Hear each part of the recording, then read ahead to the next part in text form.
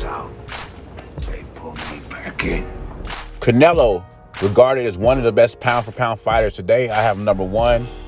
And not just that, he's trying to be one of the greatest fighters of all time, already undisputed at 168, and looks like in the future he's trying to be undisputed in another weight class, 175.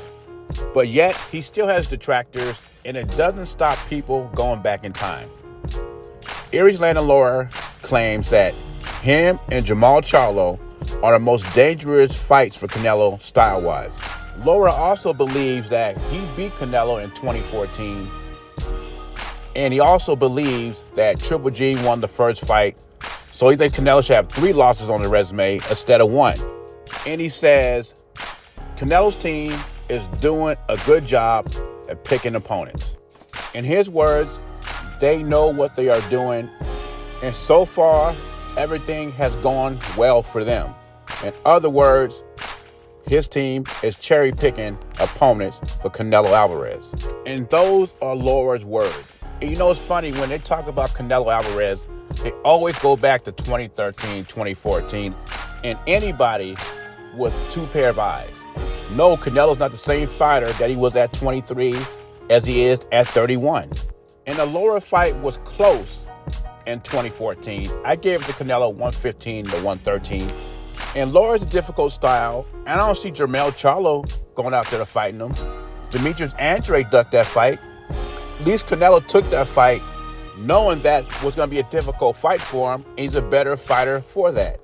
As far as Jermall Charlo goes, it's a fight I do want to see just to get him out the way and get him a beatdown that he deserves. As far as his resume, the boxers he's been fighting and how he's performing in the ring, I don't see what other people see. I don't see Charlo being able to compete with Canelo. So when people say, oh, this is going to be a great fight, Jermall Charlo and Canelo once they get in the ring, I don't see it as a great fight. It's a fight I want to see, as well as Andrade and Benavidez. But I think out of those 3, Charlo is the weak link. I think he's the easiest, and I really think he's basically a tune-up for Canelo. Now, it's funny, when these narrative-based channels thought the Charlo fight was going to happen, they started making excuses before the fight.